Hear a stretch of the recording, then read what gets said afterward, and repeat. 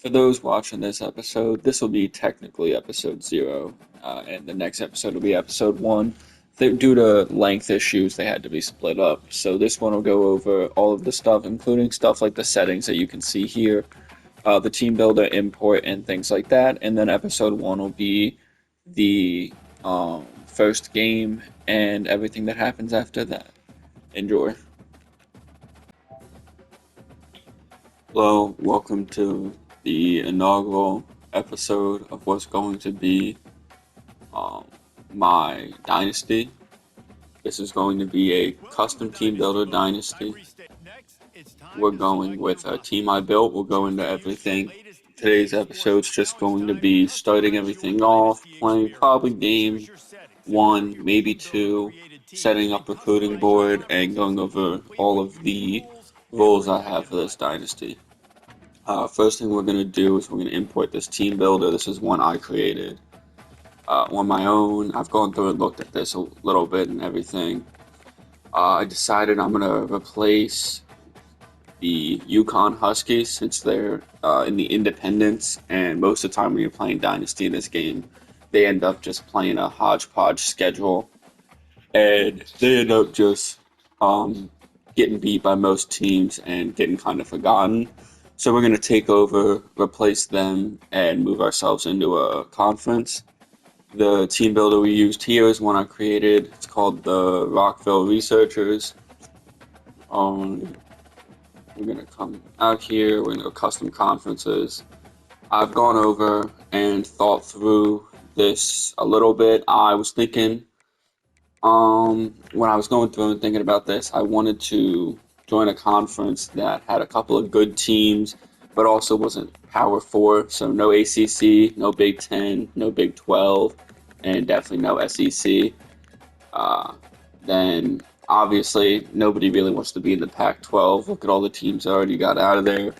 So that leaves us with the Sun Belt, Mountain West, Mid-American, the Independents, which is where we are now technically, Conference USA, and the American. If you all know what Rockville is, it's located in Maryland. It's where the NRC is located, which is where this team's name and design comes from. So what we're going to start with is we're going to go in and we're going to immediately eliminate the Mountain West. While I really like the teams in this conference, and I definitely think it would give a good challenge. You got 1, 2, 3, 4, 5, 80 overall teams. You only have, 2, maybe 3 teams that are considered very bad in this conference, so I definitely think it would be a good challenge for this team builder, but I just don't like the location. It doesn't make much sense. So, my next thought, of course, was Sunbelt. If you played the old NCAA games, the Sunbelt always sucked. It was always a great place to start, but usually you would have 1 or 2 teams in the Sunbelt that had a pretty good record, and they were pretty good at making sure that you couldn't take over the conference.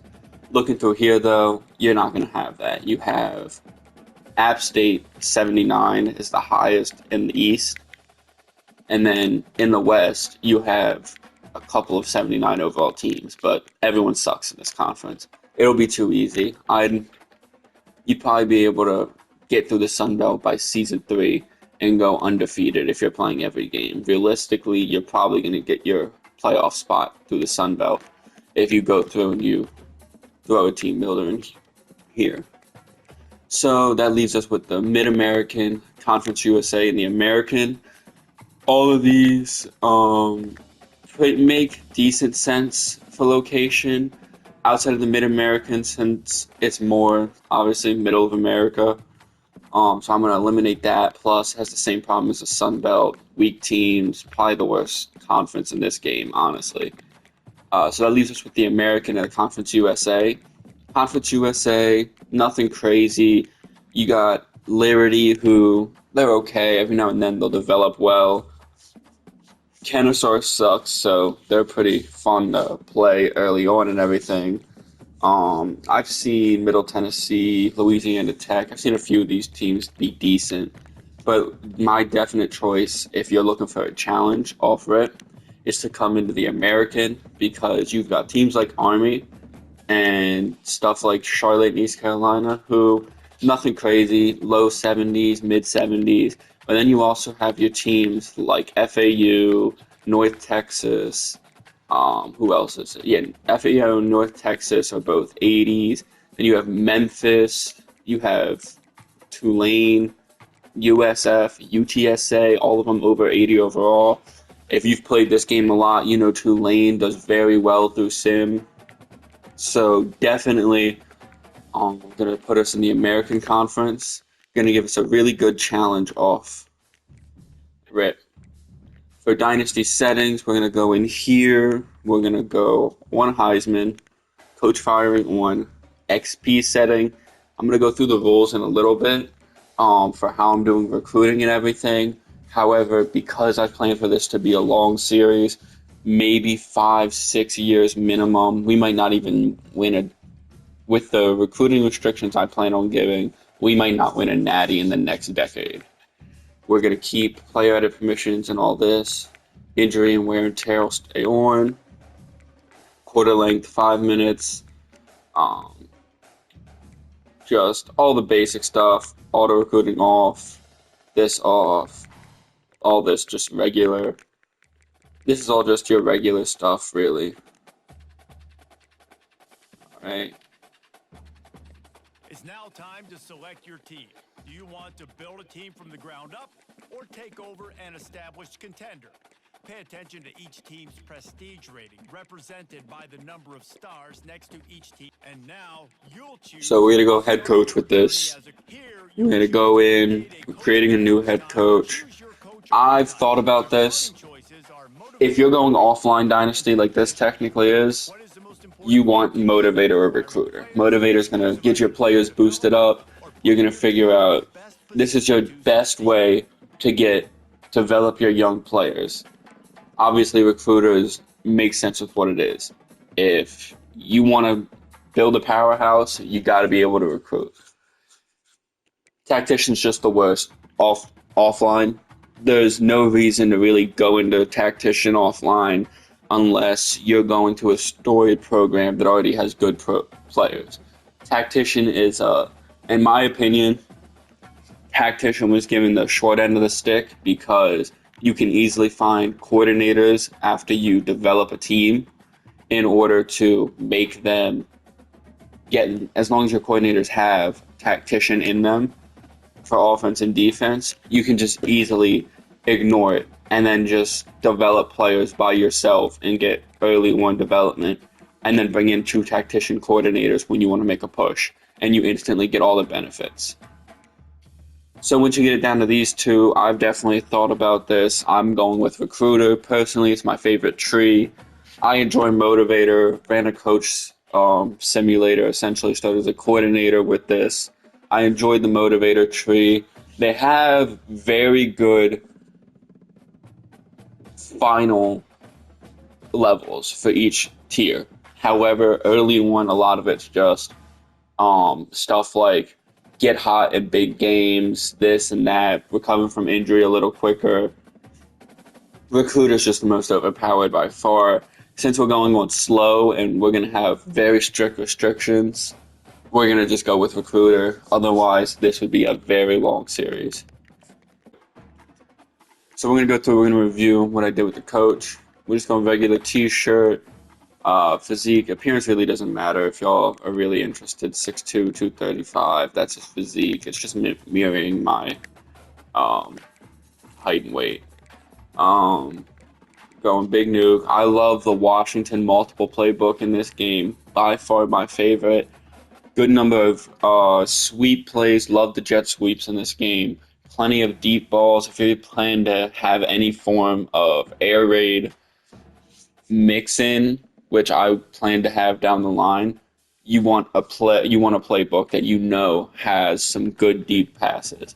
For example, this one, I love the concepts, all of the concepts with the wheel routes out of your slot receivers and everything. They make this great concepts. Plus, plenty of good run plays, zones, dives, ISOs, everything you need to really make a balanced offense if need be. And we can always switch this later if we decide we need to. Defensive playbook, I'm a 3-4 kind of guy. Just have been for years. Alma mater doesn't matter all that much. Pipeline does. We go Tidewater. Nothing like strategic or anything. It's just closest to CA pipeline from where I'm from. Offensive aggression. These don't matter unless you're simming, which we likely won't be simming much. Just 60-60. They don't really matter all that much.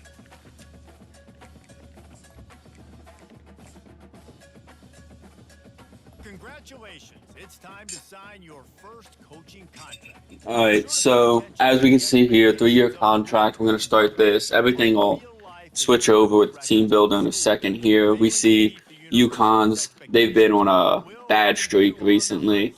Didn't play in 2020, went 1-11, 21, 6-7, 3-9 last year. Haven't had more than, well, they haven't won 7 games since 2010, which is, that is awful. They're just historically not a great program. This is a basketball school through and through. So goal, win 4 games. I think we can do that with the roster we had. We're gonna go over that in a second here.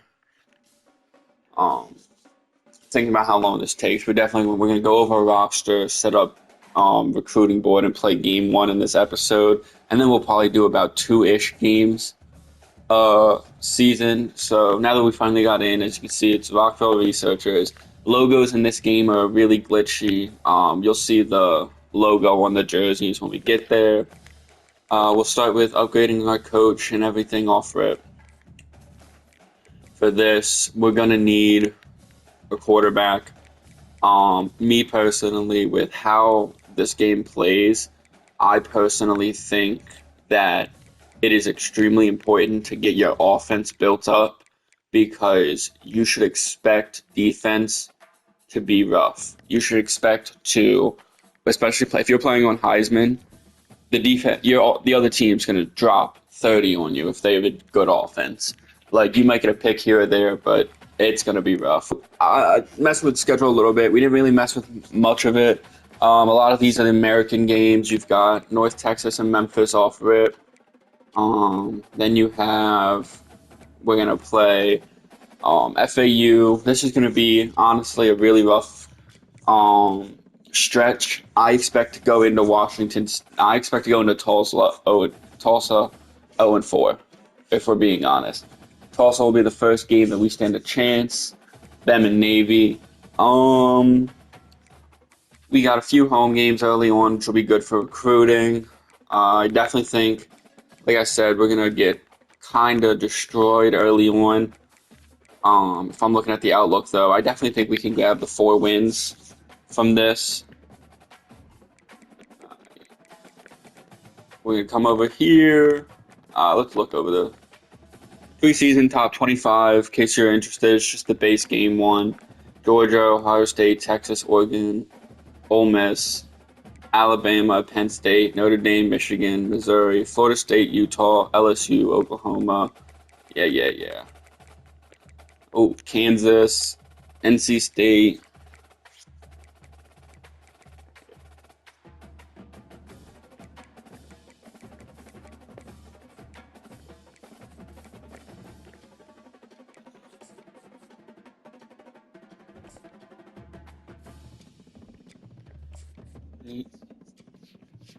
Last thing we're gonna do before we go into our final setup before we start this, we're gonna go over our depth chart in the roster, see if I want to change anything around. So what I did with this is, originally when I made this team builder, if y'all have used it, I did not feel like personally going in and manually editing every single player to make it a very bad team and then mess with their class and everything and try and choose all that. So I took the cupcake schedule, which, as we can see, gives me a 67, making us the worst team in the league, right? However, to make this an even harder rebuild, we're going to start with every single player is going to be a senior. So this first recruiting class is the most important. This first team we have here, their job is just to get us a foundation, get us a few freshmen who we can develop, get us just a set, so that way once we get a bunch of walk-ons in season 2, we have a few players here and there. I'll probably want in this recruiting class, I'll probably go and try to get an O-line so we can actually exist. At least one decent receiver, a quarterback, and running back for offense. And then on defense, we'll try and get a D-line built up, at least 2 corners, both safeties, and a linebacker at each position. We'll just try and the goal will be at least one person from each position. But we're not expecting anything crazy. We'll go over the team currently. Right now, starting QB, this is definitely willing to change. Mainly just probably won't, because once you look at these, the only thing DePaul does here that's any better than Olsen is he's a little better on the run, under pressure. He's really not all that good. I'm personally usually in the old games, I'm a scrambling quarterback kind of man. But in this game, honestly, I can definitely say if your quarterback has at least 81 speed, you're fine. All you need is enough speed to hit the outside of the pocket. If you set a double team on the right end, outside, and you're rolling right or left, depending on which way you're going, all you need is enough speed to get outside the pocket, but it's nice to have a quarterback with some speed to try and get out. So we'll look. We got 82, 84, 83, 83. These are pretty decent for a quarterback's running stats. He's nothing crazy. Decently smart kind of guy. Decent arm.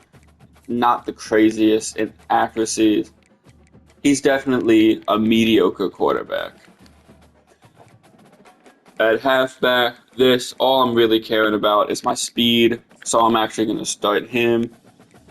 Really for this, we just need somebody who can get out and make some moves in the open field, which we definitely got out of this guy. He's going to be a receiving back. With how bad our team is, I don't expect to be running it up the middle a lot.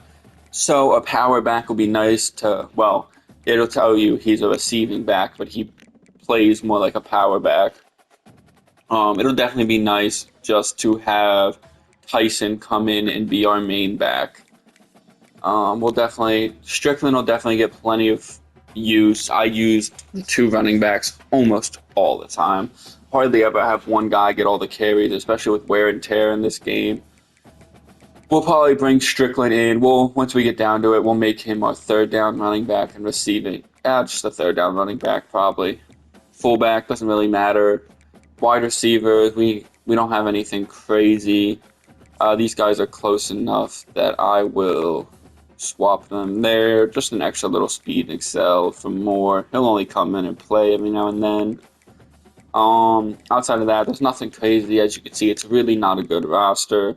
Tight end, this is fine. We're not going to mess with the speed here, but these guys are a little too awful to be messing with their speed just because they got speed. O-line, if you care, you can pause and look through it. Kind of just looking for now while we're going through.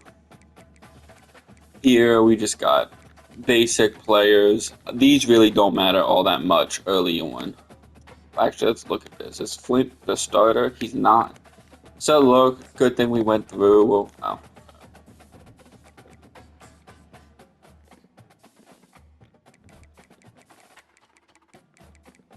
Just cut that part.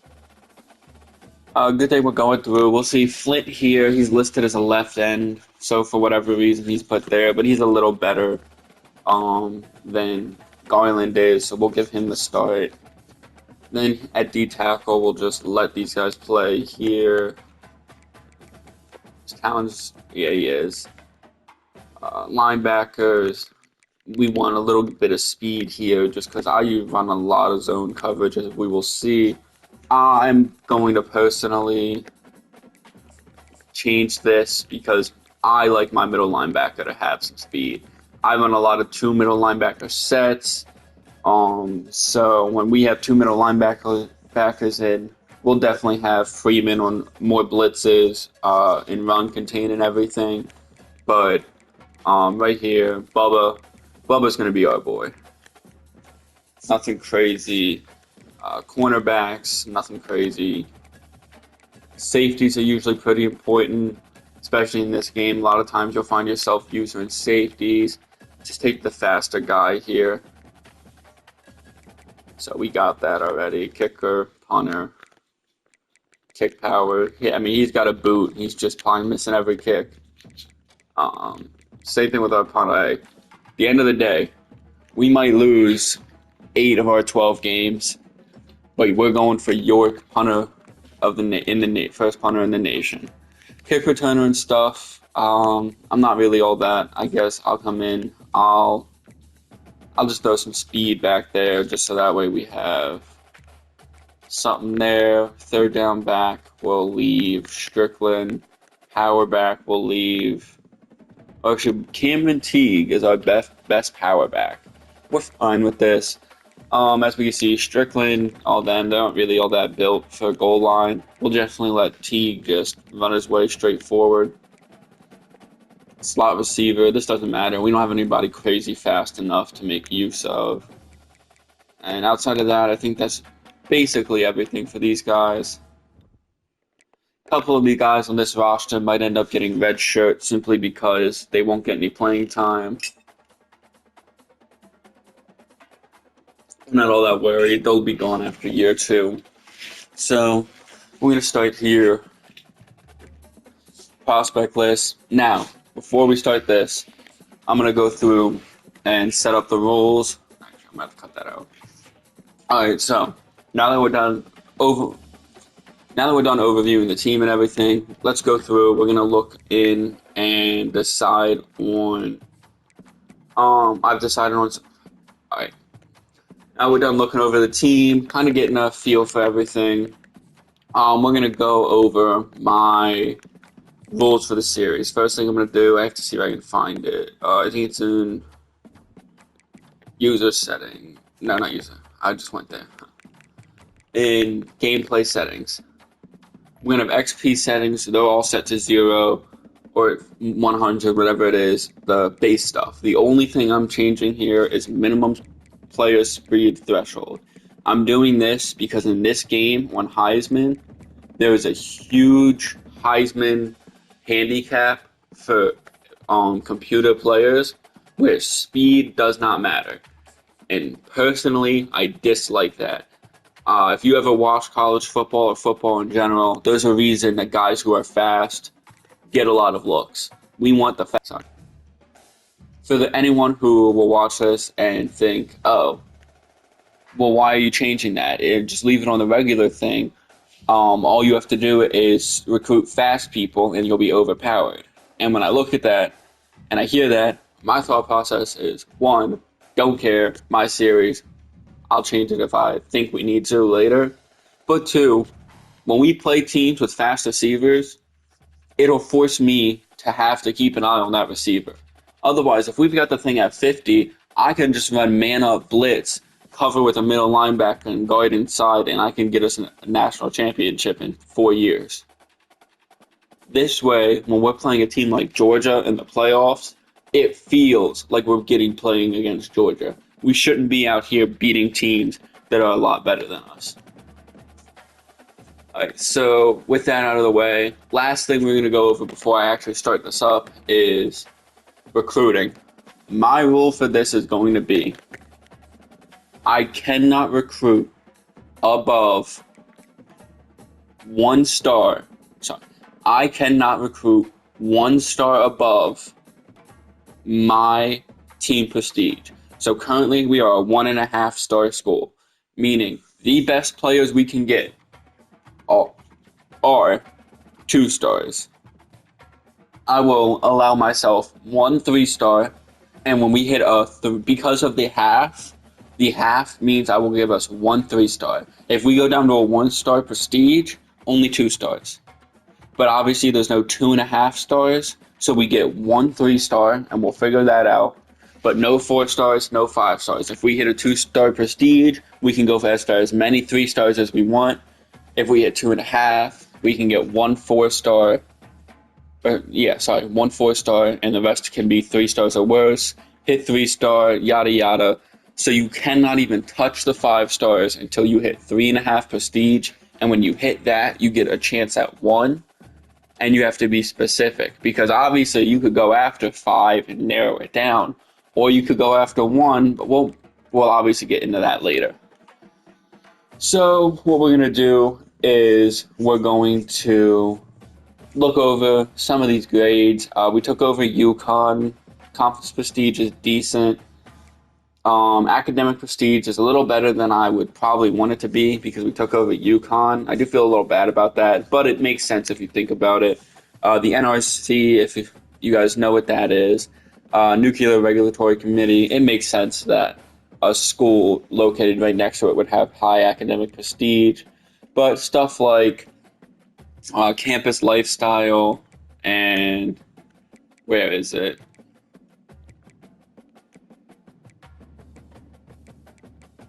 Athletic.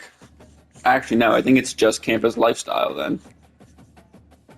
So I thought there was more that you couldn't change. So just campus lifestyle you can't change over the years. C minus. It's whatever. We've got the rest of these. B minus and B plus here. We're mainly going to be going for proximity to home and playing time in this early. All right. Well, we are back. I have found the first 3-star quarterback prospect that looks good. This is an athlete. If we get this freshman, will be, by the time he graduates, will be a borderline NFL quarterback. This is our guy. A lot of busts, so we're already down to 370 hours, which does suck. We're going to have to spend a lot of time scouting players. However, I definitely think since we're going after lower star players, we can definitely stand a chance in a lot of these battles. This one here, this guy, Gizzy, we're going to call him Carlos. So Carlos with 91 throw power, above average accuracies for an athlete, plus 93 speed, he will be very nasty. He is dumb as rocks at 59 awareness, but I mean, hey, that boy can play, and we came here to play ball, not play school. Running back, we're going to add in, there was no 2-star running back, so we dropped the prospects there. Let's go through. We have 87 speed, nothing crazy there.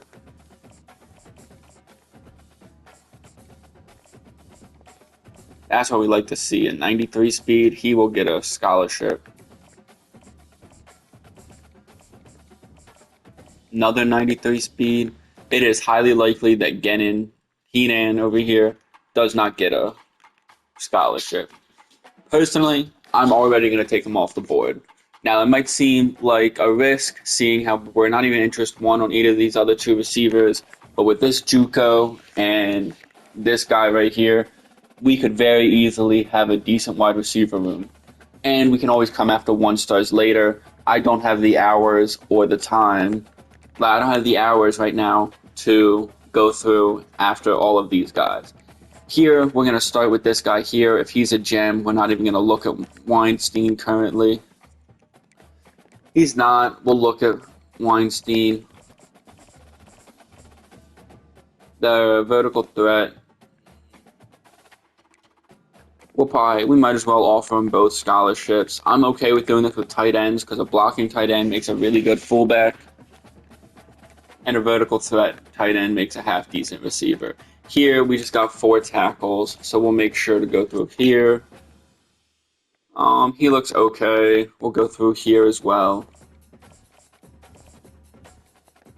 So we'll give these guys scholarships after the end of after we send this first week. We have an offensive guard here, 2 guards, 3 centers. Then I have plenty of ends. It says all right end, but we'll switch one to left if needed. 2 D tackles, 3 outside linebackers, 2 middle linebackers, 4 corners, 2 safeties, 1 strong safety, and no kicker or punter. So our goal here is just to, by week 5, we want to have everybody scouted and have a board of at least 33-ish prospects that we're actively pursuing. We'll start similar to the next week, head in and check everything out. Look at that, we already lost out on this dude here. But that's fine. We'll just use that spot somewhere else. Week 0, my bad, will also just be a recruiting week. This one, he's going to be hard to get because Michigan State is going after him. However, they do have a scholarship. This is going to be close. We will definitely start by already sending the house on this guy. This is our guy, though. We need to try everything to get him. Is it extremely intelligent to go after him in this way? No. But we really need to try it for him. Even with no pipeline, if we can get this guy, he will be a life changer. For this week, I'm just going to go in. I'm going to offer scholarships to all the guys that look good.